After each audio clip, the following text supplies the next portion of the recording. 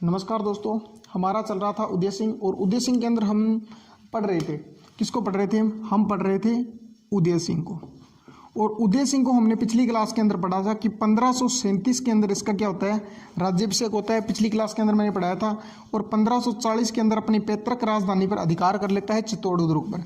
उसके बाद में शेरशाह सूरी का आक्रमण होता है और शेरशाह सूरी को यह क्या करता है, अपने दुर्ग की चाबियां सौंप देता है और शेरशाह सूरी अपना एक प्रतिनिधि छोड़ के जाता है। इसके बाद में हमने पढ़ा था कि ये क्या करता है, इसके पौत्र का जन्म होता है, इसके पोते का जन्म होता है। उदय सिंह के पोते का जन्म किसका? अमर सिंह का। अमर सिंह का जन्म होता है। अमर सिंह महाराणा प्रताप के पुत्र हैं। ठीक है, किसके पुत्र हैं? महाराणा प्रताप के। राणा प्रताप नहीं बनिए, सॉरी, कुंवर प्रताप। कुंवर प्रताप के क्या है, ये पुत्र हैं। कब होता है? 1559 के अंदर। 1559 के अंदर इनका जन्म होता है। और इनके जन्म की खुशी के अंदर जो महाराणा उदय सिंह होते हैं वो कहाँ जाते हैं? कैलाशपुरी गांव के अंदर जाते हैं। अपने जो कुल देवता होते हैं, कुल देवता के दर्शन करने जाते हैं कैलाशपुरी गांव के अंदर। इनके कुल देवता कौन से हैं? मैंने बताया था एकलिंग जी हैं। ठीक है, मेवाड़ के जो महाराणा हैं उनके कुल देवता हैं एकलिंग जी। एकलिंग जी के दर्शन करने जाते हैं कैलाशपुरी गाँव के अंदर।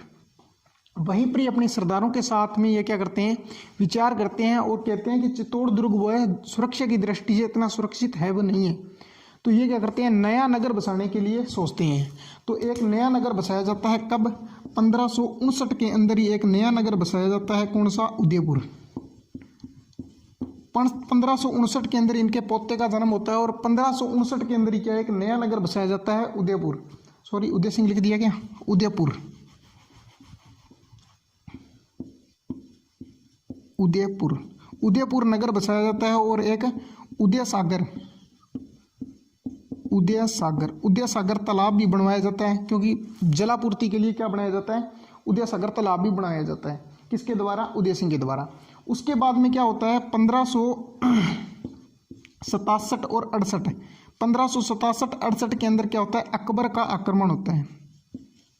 अकबर का आक्रमण, अकबर का आक्रमण होता है। और इसी आक्रमण के अंदर मैंने आपको पढ़ाया था कि जो उदय सिंह के सरदार वगैरह होते हैं वो इसकी जो सूचना दी थी वो किसने दी थी? शक्ति सिंह ने दी थी, जो उदय सिंह का ही पुत्र होता है। वो अकबर की जो आक्रमण की सूचना देता है। उसके बाद में ये आपातकालीन एक मीटिंग बुलाते हैं, बैठक बुलाते हैं अपने सरदारों की। और उस मीटिंग के अंदर एक निर्णय लिया जाता है कि उदय सिंह क्या करेंगे, गिरवा की जो पहाड़ियाँ हैं उस तरफ जाकर जो हमारी जनता है, प्रजा है, उसकी रक्षा करेंगे। और जो बीच में जो सरदार इनके रहेंगे वो क्या करेंगे? चित्तौड़ दुर्ग की रक्षा करेंगे। बाकी सरदार वो बचेंगे वो। तो ये रक्षा करते हुए जो इसके सरदार थे, कौन थे? जयमल मेड़तिया, मैंने बताया था। जयमल मेड़ता के दो सरदार थे, वो जयमल राजा। ठीक है, ये जयमल मेड़तिया मेड़ता के राजा थे। मेड़ता के राजा से जयमल मेड़तिया ये हो गए। इनके भतीजे थे कल्ला राठौड़, कल्ला राठौड़। और उसके बाद में आता है फत्ता सिसोदिया, फत्ता सिसोदिया कह दो या फत्ता चुंडावत कह दो, एक ही बात है। ठीक है, इसके बाद में आता है ईसरदास चौहान, ईसरदास चौहान। और एक था डोडिया सांडा, डोडिया सांडा। एक है रावत जी, रावत जी वह चुंडावत। ठीक है, जो चुंडा के वंशज है चुंडावत, उनमें है रावत जी। ठीक है, ये सभी क्या करते हैं? ये सभी चित्तौड़ दुर्ग की रक्षा करते हैं। और जो उदय सिंह होते हैं वो अपने राज परिवार के साथ में गिरवा की पहाड़ियाँ, जो नवीन राजधानी उदयपुर बसाई है, उसकी तरफ चले जाते हैं अकबर के आक्रमण के समय में। ठीक है, ये वहाँ चले जाते हैं। तो पीछे से क्या होता है? इनका जो चित्तौड़ का तीसरा शाखा होता है, चित्तौड़ का क्या है? तीसरा शाखा, चित्तौड़ का तीसरा शाखा होता है। तीसरा व अंतिम शाखा, इसके अंदर जो नेतृत्व किया था वो किया था जयमल व फत्ता ने, जयमल व फत्ता ने। इसने केसरिया किया था, इन दोनों ने। केसरिया का नेतृत्व किसने किया था? जयमल व फत्ता ने किया था। और जो फत्ता की पत्नी है, जो फत्ता की रानी है, इसने क्या किया था? इसने किया था जौहर, इसने क्या किया था? जौहर किया था। ये हमने पिछली क्लास के अंदर पढ़ लिया था। और 700 रानियों के नेतृत्व में किया था। कितनी रानियों ने? 700 रानियों ने जौहर किया था। और जो राजपूत थे वो कितने थे? 8000 राजपूत थे। 8000 राजपूतों के नेतृत्व में क्या हुआ था? केसरिया हुआ था। ठीक है, नेतृत्व किसने किया था? फत्ता ने किया था। फत्ता और जो जैमल है, जैमल फत्ता ने दोनों ने किया था। और फत्ता की रानी जी फूल कंवर, फूल कंवर के नेतृत्व में क्या होता है, जोहर होता है। इसकी रानी थी फूल कंवर, इसकी रानी का नाम क्या था, फूल कंवर। इस फूल कंवर के नेतृत्व में क्या होता है, जोहर होता है। फूल कंवर के नेतृत्व में जोहर होता है। ठीक है, कब हुआ था, 1568 के अंदर। और फरवरी 25 फरवरी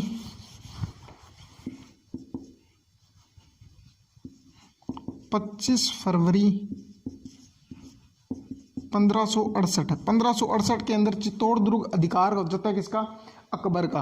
अकबर का अधिकार हो जाता है। और अकबर इस विजय की उपलक्ष्य में अंदर एक यहाँ पर सिक्के चलाता है, इलची, इलची नाम का एक सिक्का चला के जाता है।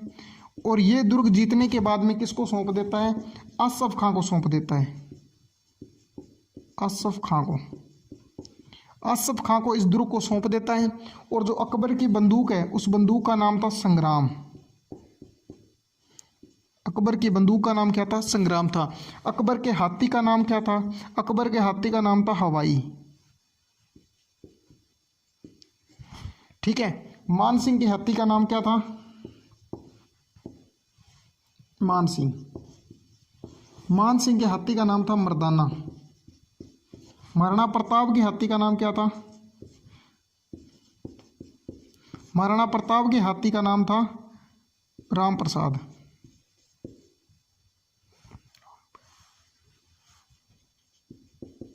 राम प्रसाद, ठीक है। महाराणा प्रताप के घोड़े का नाम चेतक था। ठीक है, तो ये बातें हमने पढ़ ली थी। इसके बाद में ये जो जोहर हुआ था, ये जो केसरिया हुआ था, केसरिया और जोहर जो साका हुआ था, इसकी सूचना लगती है उदय सिंह को। और उदय सिंह उसी समय क्या होने लग जाते हैं, उदय सिंह उसी समय बीमार होने लग जाते हैं। और उदय सिंह की कुछ समय के बाद में हो जाती है डेथ। ठीक है, 1567 के अंदर क्या होता है, ये साका होता है। इसके बाद में उदय सिंह क्या हो जाते हैं, बीमार। उदय सिंह क्या हो जाते हैं, बीमार। उदय सिंह बीमार हो जाते हैं। और 1528 फरवरी 1572 को, उस दिन क्या होती है, होली होती है। होली के दिन उदय सिंह की क्या हो जाती है, मृत्यु हो जाती है। और 28 फरवरी इसी दिन क्या होता है, उदय सिंह की एक छोटी सी बात हो रहा है। उदय सिंह की दो पत्नियां होती है, एक का नाम होता है जयवंता बाई, जयवंता बाई, एक का नाम होता है धीर बाई। धीर बाई को बटियाणी रानी भी बोलते हैं, बटियाणी रानी। धीर बाई को क्या बोलते हैं, बटियाणी रानी भी बोला जाता है। धीर बाई को क्या बोला जाता है, बटियाणी रानी भी बोला जाता है। जो जयवंता बाई होती है, इनसे एक पुत्र होता है जिसका नाम होता है प्रताप सिंह। कुंवर प्रताप बोल दो आप, क्योंकि महाराणा कुंवर है अभी, जो महाराणा नहीं बने हैं, कुंवर प्रताप। और धीर बाई का एक पुत्र होता है जिसका नाम होता है जगमाल, जगमाल। ठीक है, देखो होता यूँ है कि जो ये धीर बाई है ना, इसका प्रभाव ज़्यादा होता है उदय सिंह के ऊपर। और उदय सिंह अपने अंतिम दिनों के अंदर इस धीर बाई के प्रभाव में रहते हैं। और इसी कारण से जो भावी राजा होते हैं वो किसको बनाकर चला जाता है, उदय सिंह भावी राणा किसको बना के चले जाते हैं, जगमाल को बनाकर चले जाते हैं। लेकिन बड़ा पुत्र कौन होता है, कुंवर प्रताप होता है।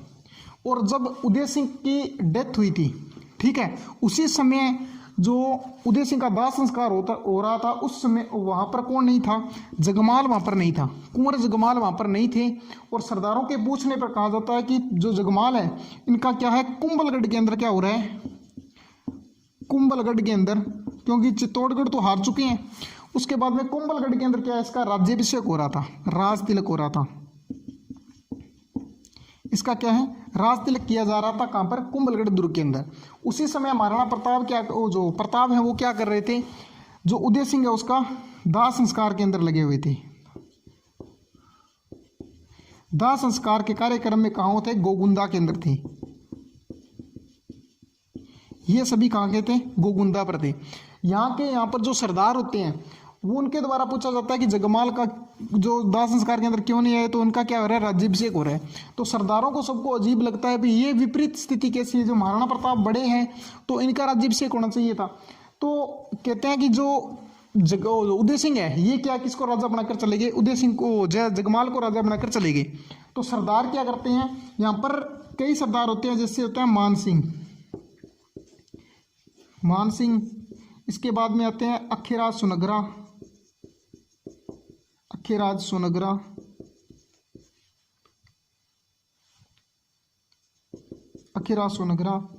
कृष्णदास चुंडावत, ये कृष्णदास भाई है चुंडा का वंशज, ठीक है। अखेरा सोनगरा, कृष्णदास चुंडावत, ये सभी सरदार हैं। जैसे सिसोदिया सरदार, भील सरदार, ये सभी सरदार होते हैं ना। इन सभी सरदारों ने मिलकर क्या कर दिया, इस कृष्णदास चुंडावत ने क्या कर दिया, इन जो महाराणा प्रताप है इसकी तलवार बांध कर क्या कर दिया, यहाँ पर तलवार बांधकर क्या कर दिया, राज्याभिषेक कर दिया गोगुंदा के अंदर। महाराणा प्रताप का 2 बार राज्याभिषेक हुआ है। महाराणा प्रताप का राज्याभिषेक एक बार कहाँ कर दिया, गोगुंदा के अंदर। जो कृष्णदास चुंडावत है इन्होंने क्या कर दिया, तलवार बांधकर महाराणा प्रताप का यहीं पर राज्याभिषेक है वो कर दिया, ठीक है।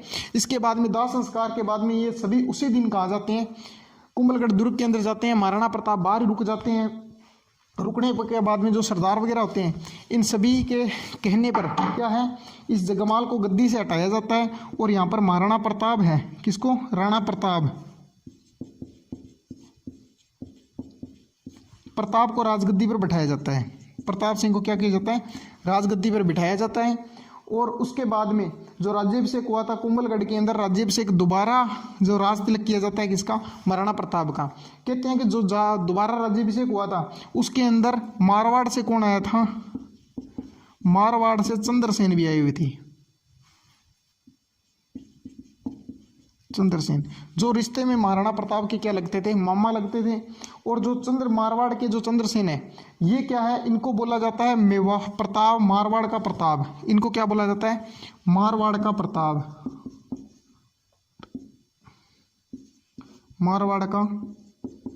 मारवाड़ का प्रताप बोला जाता है। प्रताप का अग्रगामी बोला जाता है, प्रताप का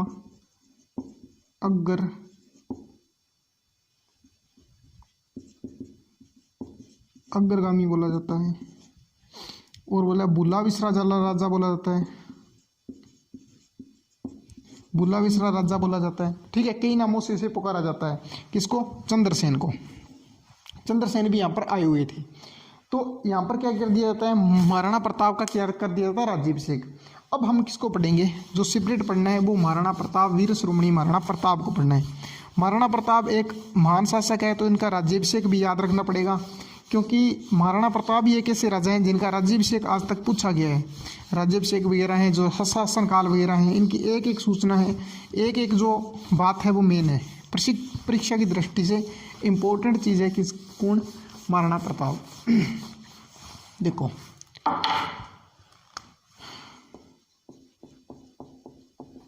महाराणा प्रताप, 2 मिनट में देख लूँ।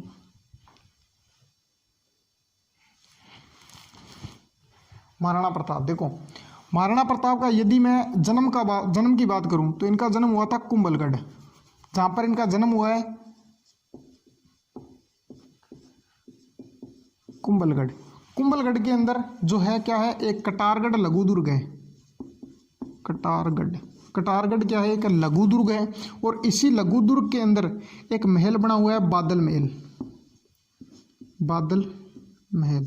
और इसी बादल महल के अंदर है जूनी कचहरी। उस जूनी कचहरी के अंदर महाराणा प्रताप का क्या होता है, जन्म होता है। महाराणा प्रताप का जन्म की बात करूं तो 9 मई 1540 के अंदर होता है। दिन होता है रविवार, क्या होता है, रविवार। यदि मैं देशी महीनों के हिसाब से बात करूं तो ज्येष्ठ शुक्ल तृतीया,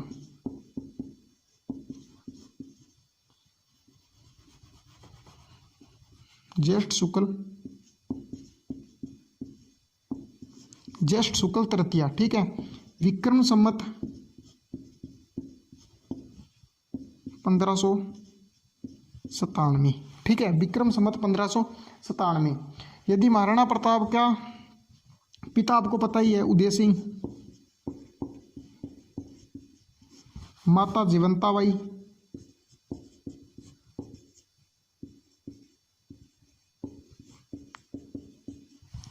पत्नी की बात करूं तो है अजबदी पंवार। बिजोलिया की रानी है ये, कहाँ की है? बिजोलिया की राजकुमारी है। बिजोलिया के रामरख पंवार की पुत्री, रख बिजोलिया की रामरख पंवार की पुत्री। जो माता है वो है पाली के अखेराज सुनगरा की पुत्री, अखेराज सुनगरा की पुत्री, ठीक है। और पुत्र का नाम क्या है? अमर सिंह। महाराणा प्रताप के गुरु का नाम क्या है? राघवदेव, राघवेंद्राचार्य, सॉरी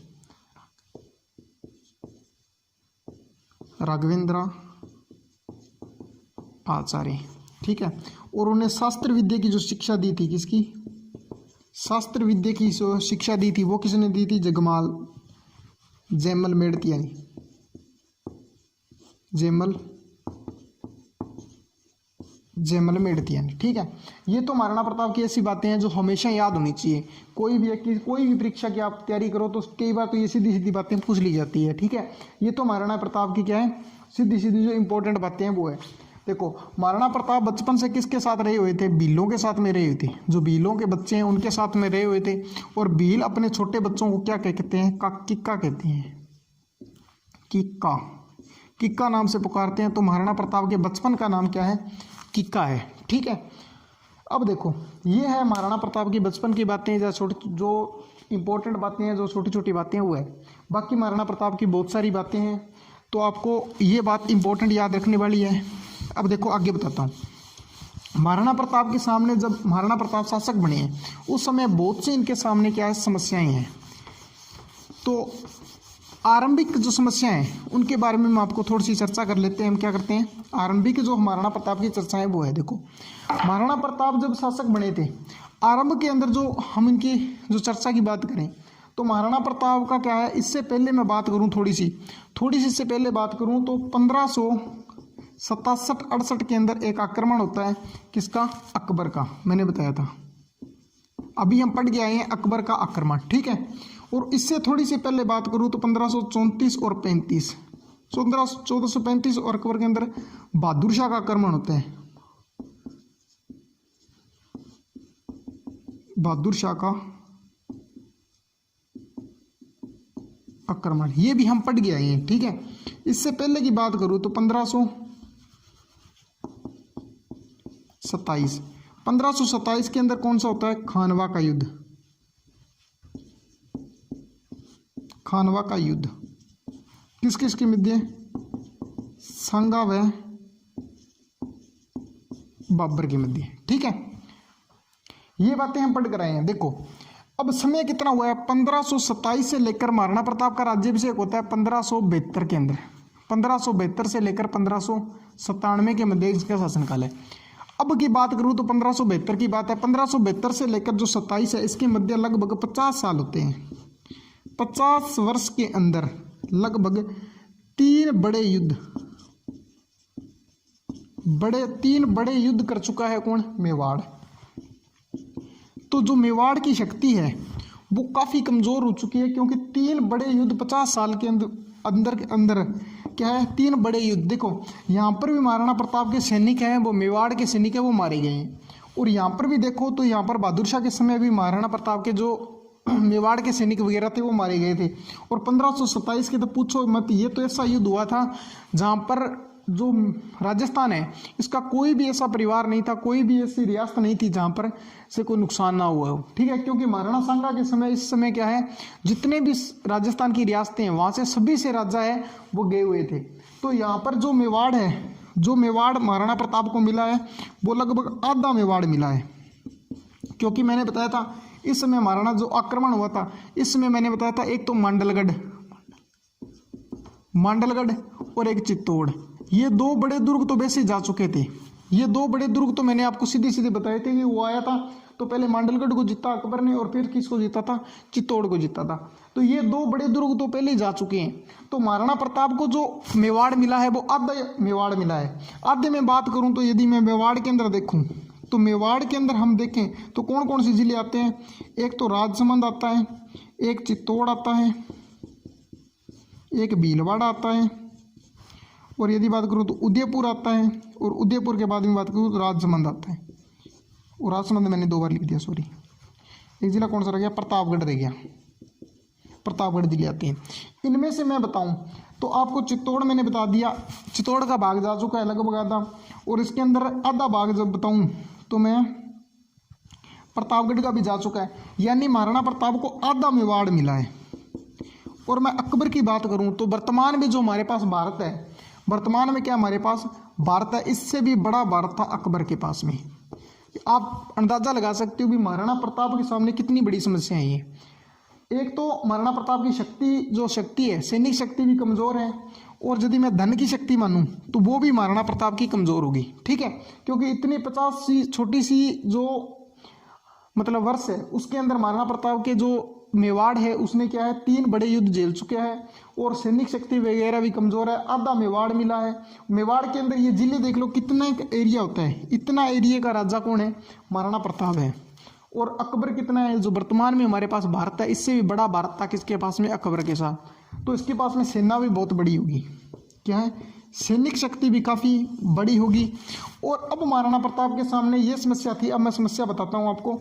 महाराणा प्रताप क्या करना था, इसके अंदर महाराणा प्रताप के पास 2 रास्ते थे, या तो महाराणा प्रताप क्या करे, अकबर की अधीनता स्वीकार कर ले, अकबर की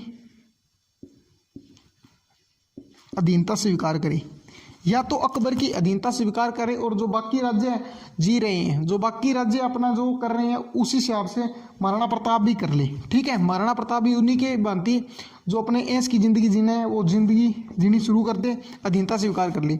और दूसरी बात महाराणा प्रताप के पास में थी कि अकबर का क्या करे, विरोध करे, अकबर का विरोध करे और इसकी दुश्मनी है उसको जेले, जो भी होता है, ठीक है। अब देखो जो महाराणा प्रताप है ये आपको पता है कौन सा रास्ता अपनाया था, इन्होंने स्वाभिमान का रास्ता अपनाया था। अकबर ने क्या किया था, महाराणा प्रताप ने क्या किया था, अधीनता स्वीकार है वो नहीं की थी अकबर ने, महाराणा प्रताप ने क्या किया था, अकबर का विद्रोह किया था। लेकिन विद्रोह इस प्रकार से किया था कि महाराणा प्रताप ने क्या है, महाराणा प्रताप को तैयारियों के लिए समय चाहिए था। विद्रोह भी इस प्रकार से किया था कि महाराणा प्रताप जो पहले शासक बने हैं, शासक बनते ही महाराणा प्रताप ने क्या किया है, समय मांगने के लिए जो अकबर की एक नीति होती थी, कौन सी, अकबर पहले तो फ्रेंड रिक्वेस्ट भेजता था, क्या भेजता है, फ्रेंड रिक्वेस्ट, उसके बाद में वैवाहिक संबंध, वैवाहिक संबंध स्थापित करता है, उसके बाद में सैनिक कार्रवाई करता है, यदि कोई नहीं मानता तो सैनिक कार्रवाई करता है। ये 3 फैक्ट जो अकबर है वो लेके चलता है। अकबर सबसे पहले क्या करेगा, फ्रेंड रिक्वेस्ट भेजेगा, यदि दोस्ती सी मनाने का प्रयास करेगा, उसके बाद में वैवाहिक संबंध करेगा, यदि वैवाहिक संबंध को स्थापित नहीं करेगा तो वो क्या करेगा, सैनिक कार्रवाई करेगा। ये अकबर की नीति थी, ठीक है। तो अकबर यहाँ पर भी क्या करेगा, पहले फ्रेंड रिक्वेस्ट भेजेगा, महाराणा प्रताप को क्या है दोस्त बनाने का प्रयास करेगा। तो इसने सबसे पहले जो शांति अभियान भेजा था अब थोड़ी सी बात इसमें भी एक और रहेगी, मैं बताऊँ आपको। यहाँ पर देखो ये कब की बात है, 1500 लगभग 72 की बात है, और 1570 के अंदर अकबर ने क्या लगाया था, नागौर दरबार लगाया था, नागौर दरबार लगाया था। और नागौर दरबार की बात करूं मैं तो नागौर दरबार के अंदर जो बीकानेर है, बीकानेर रियासत ने, एक बीकानेर बड़ी रियासत है, और बीकानेर ने क्या कर लिया था, अकबर की अधीनता स्वीकार कर ली थी, अकबर की क्या कर ली, अधीनता स्वीकार कर ली। एक जैसलमेर बड़ी रियासत है, जैसलमेर का कौन था, हर्राय बाटी, हर्राय बाटी ने भी क्या कर ली थी, अधीनता स्वीकार कर ली थी। और आमेर एक बड़ी रियासत है, आमेर ने तो पहले ही अधीनता स्वीकार कर ली थी। और इसके बाद की बात करूं तो एक आती है मारवाड़, मारवाड़ के 2 राजकुमार हैं, एक का नाम है मोटा राजा उदय सिंह, कौन, मोटा राजा उदय सिंह, और दूसरा राजकुमार है राम। ये दोनों कहाँ बैठे हुए हैं, अकबर के पास में बैठे हुए हैं। और यदि मैं बात करूं मेवाड़ की, क्या बात करूं मेवाड़ की, तो मेवाड़ भी जब जो इसका भाई होता है महाराणा प्रताप का जगमाल होता है, वो जगमाल भी कहाँ है, अकबर की शरण में बैठा हुआ है। अकबर के पास में कौन बैठा हुआ है, जगमाल बैठा हुआ है। और जगमाल का महाराणा प्रताप का एक बड़ा भाई था शक्ति सिंह, वो तो वापिस आ गए थे, शक्ति शक्ति सिंह तो क्या है वापिस आ गए थे, लेकिन जो महाराणा प्रताप के एक भाई हुआ जगमाल वो भी वहाँ बैठे हुए हैं। तो अकबर के पास में देखो आप कौन कौन से लोग हैं वो बैठे हुए हैं। यदि मैं मारवाड़ की बात करूँ तो मारवाड़ के जो चंद्रसेन है, चंद्रसेन के भी यहाँ पर जो बेहतर है, इसके अंदर भटकने के दिन चंद्रसेन की भी शुरू हो चुकी हैं। चंद्रसेन भी क्या कर रहा है, तभी तो महाराणा प्रताप का अग्रगामी बोला जाता है चंद्रसेन को, ठीक है। इनके भी क्या है यहाँ पर भटकने के दिन है वो शुरू हो चुके हैं। ये इनकी थी समस्याएं। अब मैं महाराणा प्रताप की बात करूं कि महाराणा प्रताप को एक बात का पता था कि एक बड़ा युद्ध है, जो भावी युद्ध है वो वर्तमान में अब होने वाला है, और अकबर के साथ में एक युद्ध तो बड़ा होगा ही होगा, ये तो महाराणा प्रताप को पहले ही पता था। लेकिन महाराणा प्रताप क्या चाहते हैं, अपनी जो समस्याएं हैं उनसे निपट कर क्या करना चाहते हैं, युद्ध की तैयारी करना चाहते हैं और इस युद्ध को कुछ समय के लिए टालना चाहते हैं। क्या चाहते हैं, इस युद्ध को कुछ समय के लिए टालना चाहते हैं, कुछ समय चाहते हैं, सब समय लिख दो आप, क्या चाहते हैं, कुछ समय चाहते हैं। इसके लिए जो अकबर ने जब महाराणा प्रताप शासक बने थे उस समय ही अकबर ने क्या किया, अपने अभियान भेजने शुरू किए। अकबर ने सबसे पहले अपना शांति अभियान भेजा। अकबर के शांति अभियान, अकबर के शांति अभियानों की बात करूं तो सबसे पहले अकबर को महाराणा प्रताप को समझाने के लिए आया था, वो आया था जलाल खां। कब, 1572 के अंदर, यानी महाराणा प्रताप शासक बने हैं। शासक बनते लगभग 6 महीने के बाद में अकबर की जो प्रोसेस है वो शुरू हो गई। जलाल खां के नेतृत्व में एक गठन आया, ठीक है। उसके बाद में आया था मान सिंह इधर से दक्षिणी साइड से जा रहा था और बीच में कहाँ चला गया, ये कब आया था, 1573 के अंदर। उसके बाद में आता है, यदि कोई बेटा काम बिगाड़ते तो कौन आता है, पिता आता है। तो यहाँ पर आया था भगवंत दास। कौन आता है, भगवंत दास, 1573 के अंदर। चौथा अभियान आया था लास्ट टोडरमल, 1573 के अंदर। यानी महाराणा जो अकबर है इसने 4 नई आईडी से रिक्वेस्ट भेजी थी महाराणा प्रताप को, लेकिन महाराणा प्रताप ने एक भी एक्सेप्ट नहीं की। महाराणा प्रताप ने ये जो अभियान जो कैंसिल किए थे वो सोच और समझ कर किए थे, ऐसे महाराणा प्रताप ने गुस्से में आके नहीं किए थे। सभी अभियान जो महाराणा प्रताप ने मोड़े थे वो इस तरीके से मोड़े थे कि ना तो महाराणा प्रताप ने यस कहा था, ना महाराणा प्रताप ने नो कहा था, ठीक है। मतलब देखो, जलाल खां का जो अभियान है वो आया तो महाराणा प्रताप ने कुछ ऐसे ही बहाना वगैरह करके टाल दिया। मान सिंह का जो अभियान आया था, ये अभियान कुछ इतिहासकार हैं वो बड़े रोचक तरीके से बताते हैं कि मान सिंह आता है, ठीक है, आया था तो महाराणा प्रताप जो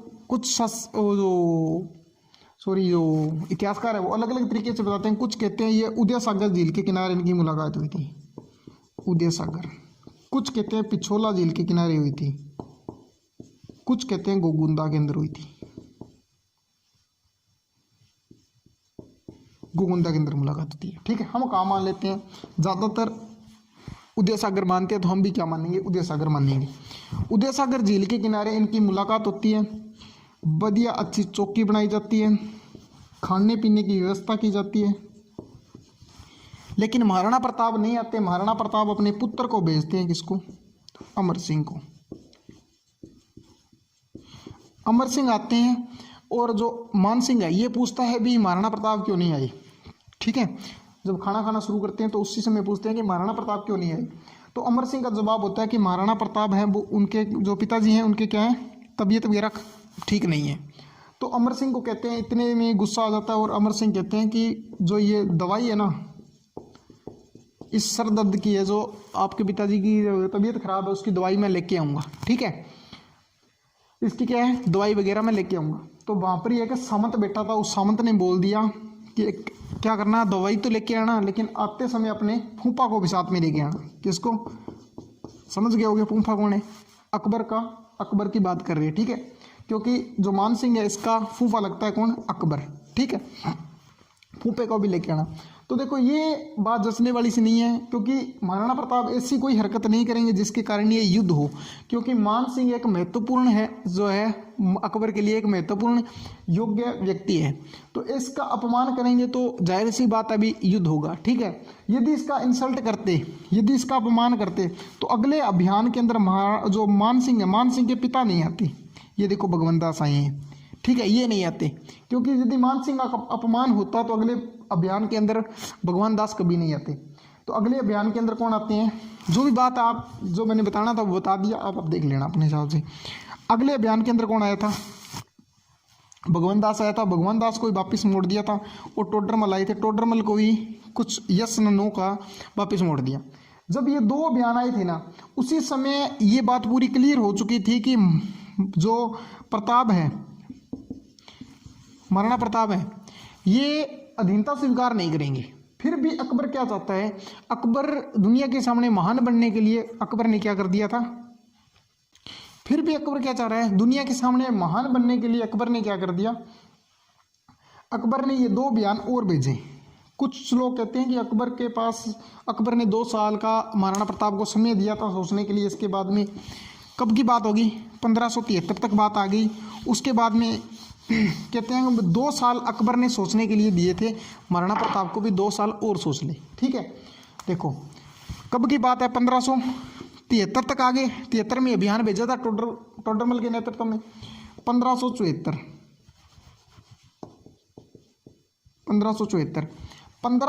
की मैं बात करूं तो 1574 के अंदर अकबर उलझा हुआ था बंगाल व बिहार अभियानों में।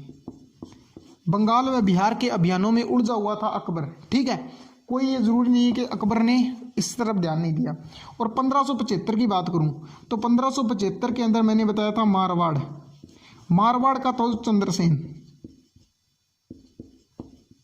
चंद्रसेन के अभियान के अंदर उलझा हुआ था। कब, 1575 के अंदर। बात आती है 1576। तो 1576 के अंदर अकबर क्या करता है, एक बड़ी सेना लेकर चलता है। कहाँ से, फतेहपुर सीकरी थे। कहाँ से चलता है, फतेहपुर सीकरी से।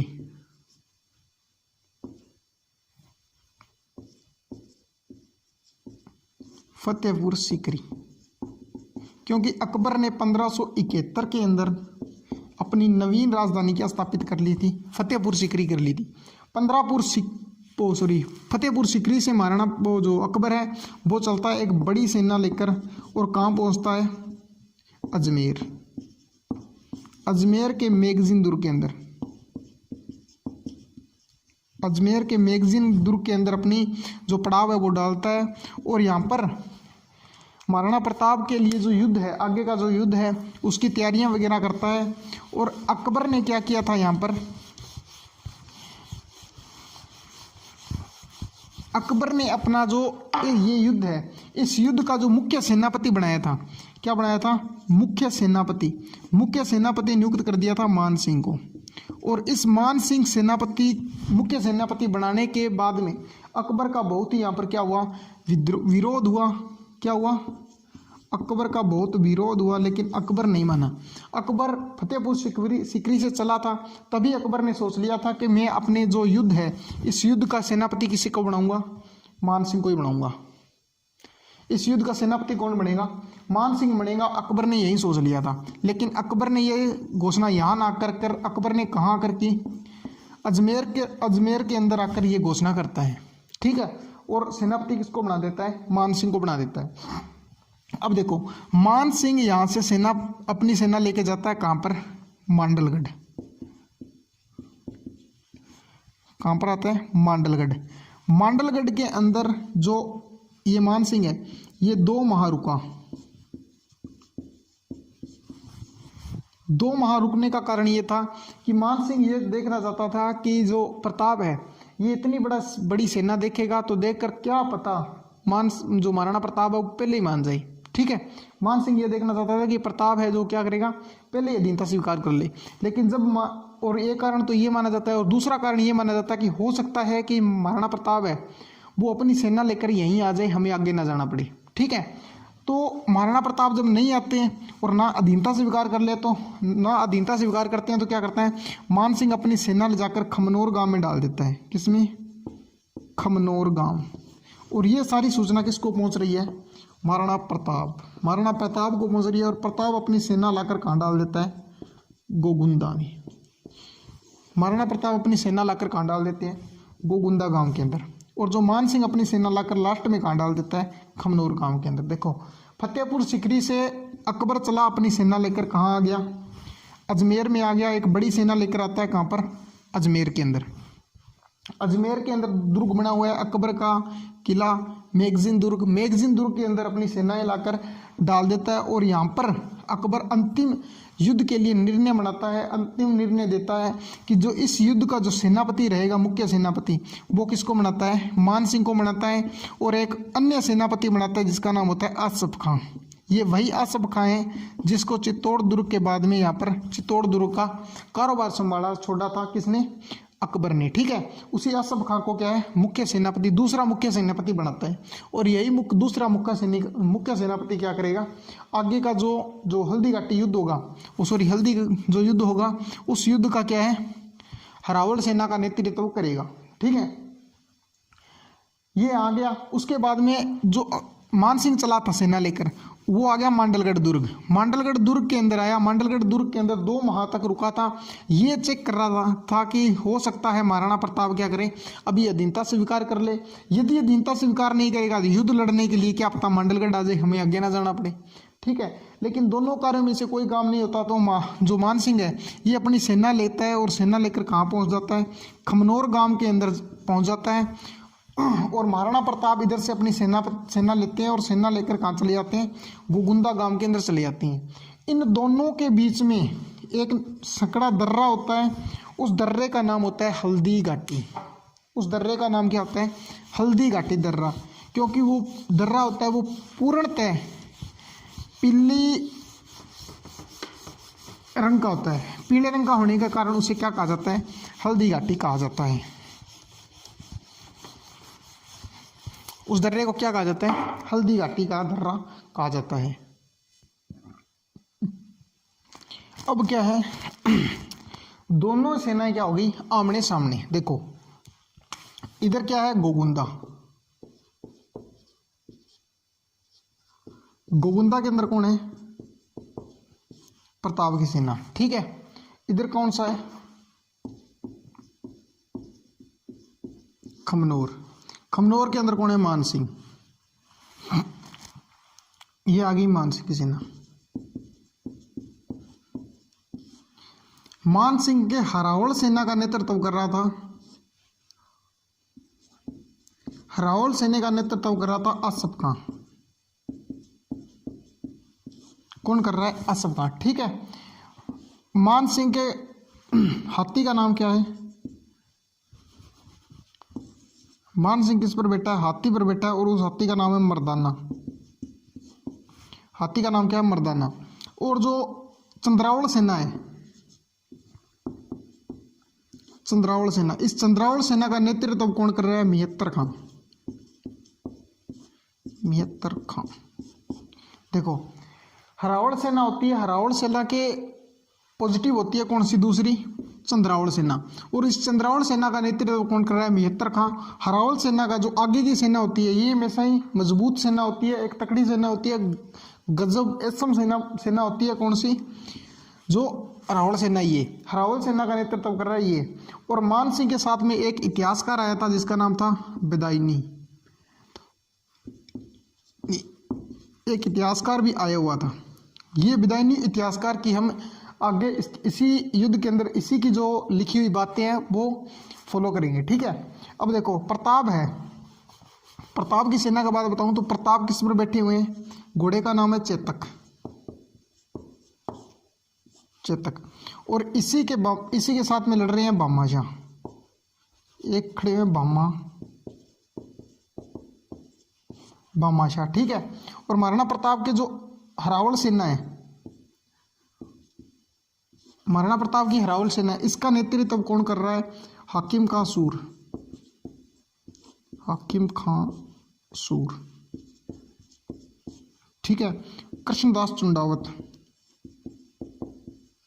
कृष्णदास चुंडावत। मैंने आपको स्टोरी बताई होगी, जो चुंडावत हैं उनको हरावल सेना में रहने का गौरव प्राप्त था। मैंने बताया था कि जो चुंडावत है, जो चुंडा था, चुंडा के वंशज क्या कहाँ रहते हैं, हरावल सेना में रहने का गौरव मिला था, मैंने बताया था, ठीक है। और जो इस तरफ की जो सेना है, इसका नेतृत्व कर रहा है झाला बीदा, और एक था मान सिंह सोनग्रा, मान सिंह सोनग्रा। और इस सेना का नेतृत्व कर रहा था राम शाह तंवर। इस युद्ध में जितने भी तंवर लड़े थे सभी शहीद हो गए थे, ठीक है। और जो चंद्रावल सेना है, चंद्रावल सेना का नेतृत्व कर रहा था पुंजा भील। और मैंने बताया था जो ये पुंजा भील है, इस पुंजा भील को राणा लगाने की छूट दी थी कितने, महाराणा प्रताप ने, ठीक है। ये युद्ध की जो है, और इनके बीच में एक दर्रा था, संकड़ा दर्रा था, इसका नाम था हल्दी घाटी। इस दर्रे का नाम क्या था, हल्दी घाटी। इसीलिए इस युद्ध को क्या बोला जाता है, हल्दी घाटी बोला जाता है। ये क्या है, एक पीले रंग की मिट्टी है, यहाँ पर क्या है, पीले रंग की मिट्टी, इसीलिए इसको हल्दी घाटी कहा जाता है। और इसी दर्रे को महाराणा प्रताप ने क्या बनाया था, एक अपना मोर्चा बनाया था, क्योंकि इतनी बड़ी सेना है वो इस दर्रे के अंदर जब आएगी तो एक संकरे दर्रे में आने के कारण जो सेना है वो आधी इसके अंदर आएगी, तो इतने में हमारे सैनिक इस पर क्या करेंगे, अटैक करेंगे और इनके साथ में लड़ लेंगे, ठीक है। इसीलिए महाराणा प्रताप ने इसको बनाया था। अब हम देखते हैं कि दोनों तरफ सेनाओं का जो अनुपात है वो क्या था। इतिहासकार बदायूं कहता है कि महाराणा प्रताप है, इसके पास में कितनी सेना थी, 20,000 सेना थी। कितनी थी, 20,000। और जो मान सिंह है, इसके पास में सेना कितनी थी, 80,000 सेना थी। इसके पास में कितनी सेना थी, 80,000 की सेना थी, ठीक है। देखो अब ये सेना का अनुपात कितना हो गया, 1:4 हो गया। कितना हो गया, 1:4 हो गया। इस अनुपात के अंदर सेना थी इन दोनों के पास में। अब देखो इधर से सैनिक आने शुरू हुए। पहली बात, जो कवि थे इन्होंने क्या किए, जो गौरवशाली कविताएं थी सुनानी शुरू कर दी। और इसके बाद में जो हाथी है वो मतलब चल रहे हैं, उसके बाद में युद्ध होना उनका शुरू हो गया। अब हाकिम खां की जो हरावल सेना है, इसने इतनी भयंकर तरीके से आक्रमण किया इस सेना के ऊपर कि मुगल सेना है उसका जो आगे का जो भाग है, इसके अंदर क्या है, भगदड़ मच गई। क्या है, भगदड़ मच गई। ये खुद लिखता है कौन, बदायूं लिखता है कि ये जो मुगल सेना है इसके अंदर क्या मच गई थी, शाही सेना के अंदर भगदड़ मच गई थी और जो पूरी सेना ये भागने लग गई थी, ठीक है। ये बदायूं खुद लिखता है अपनी पुस्तक के अंदर। अब देखो इस सेना ने इतने भयंकर तरीके से आक्रमण किया कि ये जो सेना है ये 5 से 10 किलोमीटर के एरिया के अंदर फैल गई। जो शाही सेना है इतने एरिया के अंदर फैल गई, यानी इधर की सेना ये इधर आ गई और एक स्थान पर पहुंच गई। 5 से 10 किलोमीटर के अंदर फैलेगी तो यहाँ पर काफ़ी फैल जाएगी। तो एक स्थान के अंदर सेना आने लगी, जहाँ ना रक्त तलाई, क्या नाम है, रक्त तलाई। इसीलिए इस युद्ध को क्या कहा जाता है, रक्त तलाई का युद्ध भी कहा जाता है, ठीक है। और उसके बाद में जो ये मेहतर का है ना, ये हाथी पर चढ़ गया और हाथी पर चढ़कर जोर जोर से चिल्लाने लग गया कि बादशाह सलामत आ गए, बादशाह सलामत आ गए, बादशाह सलामत आ गए, जोर शोर जो चिल्ला रहा है। ये बात सभी सुनकर ये बात सभी सेना ने सुनी तो सेना दोबारा से क्या हुई, एकजुट होने लगी और धीरे धीरे एक मैदान के अंदर इकट्ठा हुई जिसका नाम क्या है, बादशाहबाद।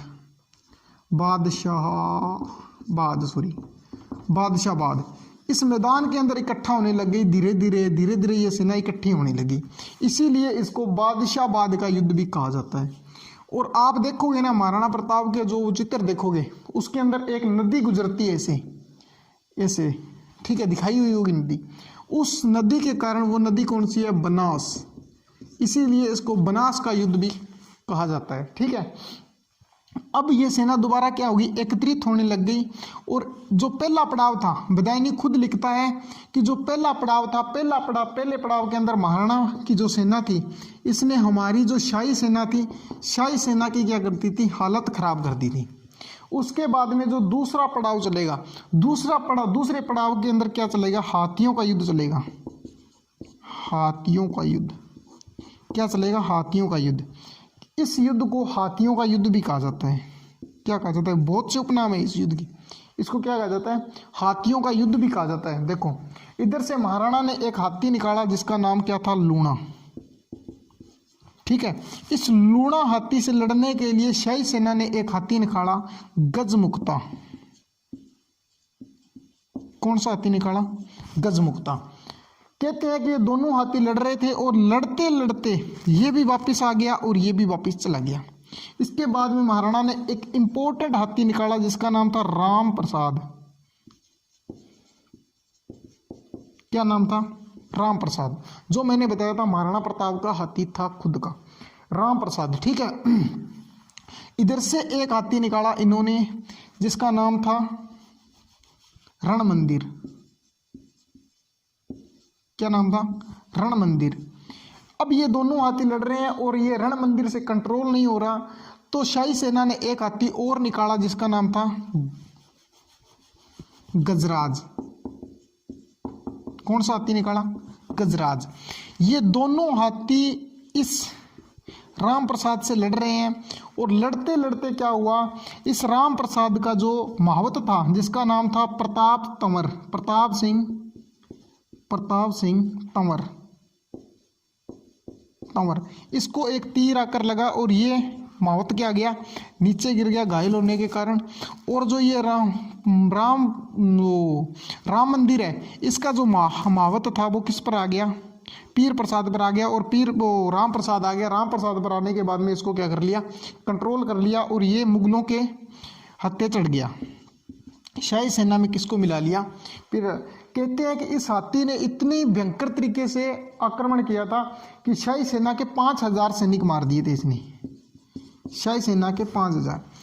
अब जो बदायूनी ये खुद लिखता है कि इस हाथी को समझ में नहीं आ रहा था मान सिंह को कि इस हाथी को कंट्रोल करे कि प्रताप को संभाले, महाराणा प्रताप को संभाले कि जा इस हाथी को कंट्रोल करे।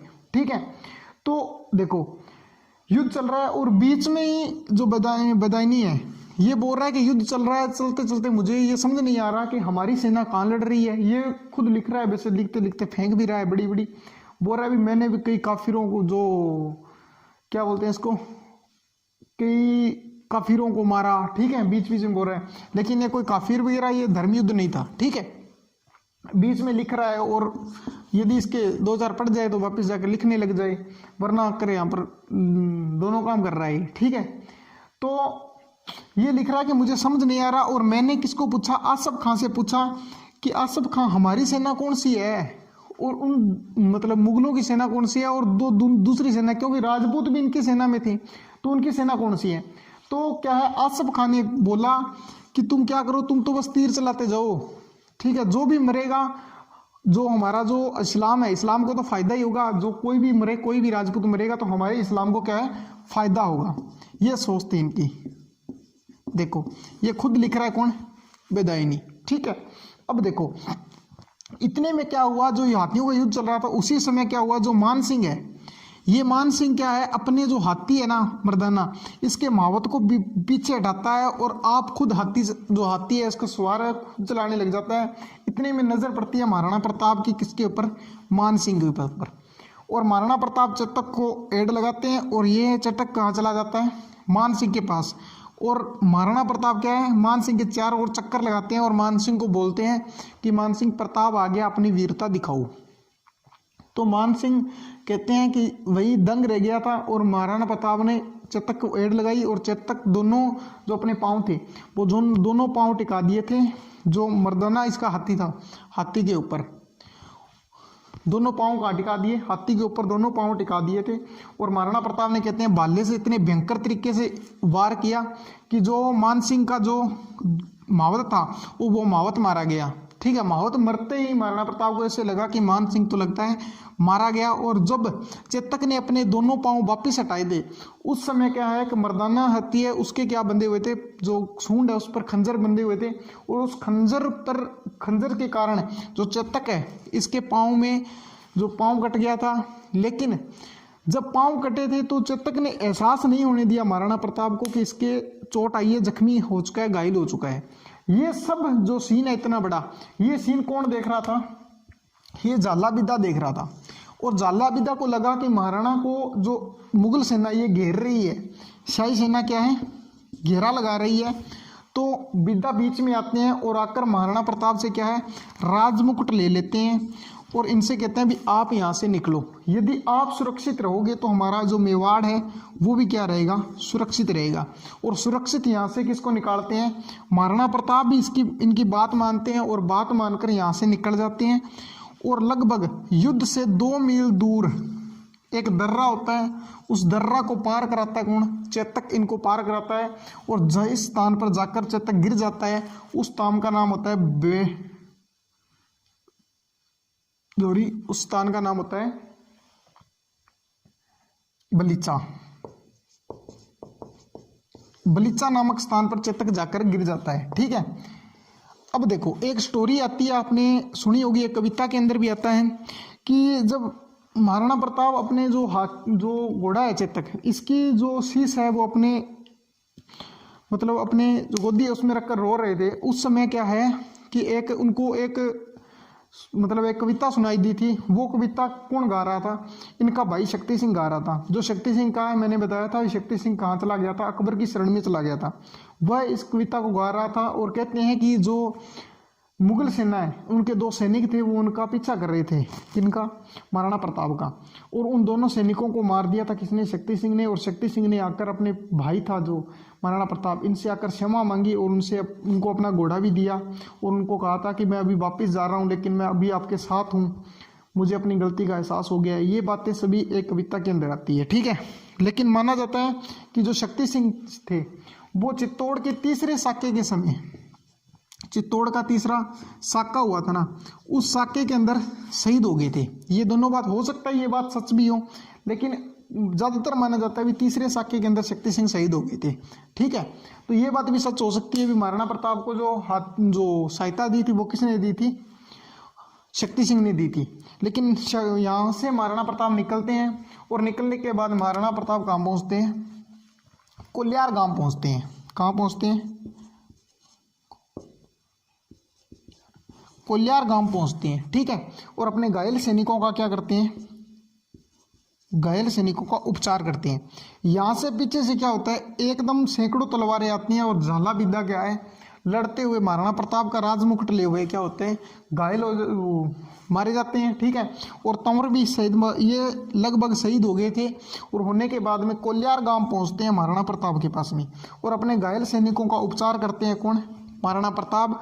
और यहाँ से जो कोल्यार गांव है, यहाँ से महाराणा प्रताप क्या है, अपनी अस्थायी क्या है, अस्थायी राजधानी बनाते हैं किसको, आवरगढ़ को। आवरगढ़ को अपनी अस्थायी राजधानी बनाते हैं। और आवरगढ़ के तुरंत बाद जो राजधानी बनाई थी महाराणा प्रताप ने, वो बनाई थी कुंभलगढ़। ये प्रश्न भी आया हुआ है, कौन सी, महाराणा प्रताप ने हल्दी घाटी के युद्ध के बाद में कौन सी जो राजधानी है वहां से अपना संचार किया था, चलाना शुरू किया था, वो किया था कुंभलगढ़ के अंदर। देखो दोस्तों, मैंने अपनी ओर से पूरा बताने का प्रयास किया, लेकिन महाराणा प्रताप एक ऐसा टॉपिक है जिससे हर परीक्षा के अंदर प्रश्न पूछे जाते हैं। और महाराणा प्रताप है वो एक टॉपिक भी बहुत बड़ा है। ठीक है, जितना मुझसे हो सका है मैंने आपको बताने का प्रयास किया है। और आप हो सके परीक्षा की दृष्टि से महाराणा प्रताप बहुत इंपॉर्टेंट है, आप इसको बार बार इनका रिवीजन किया करो। भी राजस्थान का मुझे नहीं लगता भी कोई ऐसा पेपर बनता है जो महाराणा प्रताप का प्रश्न ना पूछा जाए। महाराणा प्रताप है, जो मेन में राजा है, महाराणा सांगा है, महाराणा कुंभा है, इनके प्रश्न पूछे जाते हैं। तो आप इनको डीपली अध्ययन किया करो, अच्छे तरीके से पढ़ा करो, क्योंकि ये इंपॉर्टेंट है वो है। और इनका जो शासनकाल है वो काफ़ी बार पूछा जा चुका है। 32 वर्ष की आयु में महाराणा प्रताप है वो क्या बने थे, शासक बने थे। आप जोड़ लो 1540 के अंदर इनका क्या हुआ है, जन्म होता है, और 1540 से लेकर 32 मान लो। ठीक है, 32 वर्ष की आयु में ये शासक बनते हैं। और अपनी इसके बाद में जो कुंभलगढ़ है, कुंभलगढ़ वाला दूसरा पार्ट है, उसके अंदर पढ़ाऊंगा। ठीक है, तो आप तब तक इस वीडियो को देखना। और देखो, जो भी हो, आप जितने भी इस वीडियो को देखते हो वो क्या ज़्यादा से ज़्यादा यार शेयर किया करो। देखो, वीडियो बनाने में बहुत समय लगता है और तैयारी भी काफ़ी करनी पड़ती है। ठीक है, तो रिक्वेस्ट रहती है कि यार आप इसको वीडियो को जितना भी हो उसको उतना शेयर किया करो। ठीक है, तब तक आप इस वीडियो को देखो। थैंक यू और धन्यवाद।